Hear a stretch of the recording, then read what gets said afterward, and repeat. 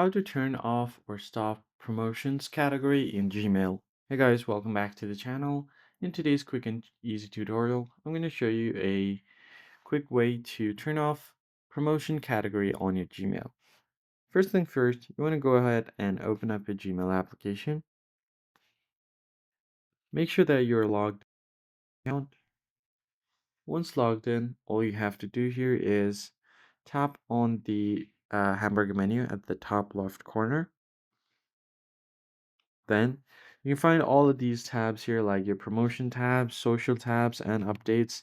If you tap on promotion, as you can see here, all of these are moved to the promotion tab. So if you want to completely turn this one off, what you can do is scroll down here, find the settings icon, tap on it,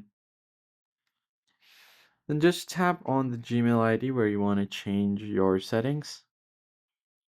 From this menu, you can find your inbox type, just tap on it. Make sure the default inbox type is selected. Then right under that you have inbox categories. And as you can see, I have primary, promotion, social, and updates turned on. Let's say if I don't want promotions tab, I can just turn it off.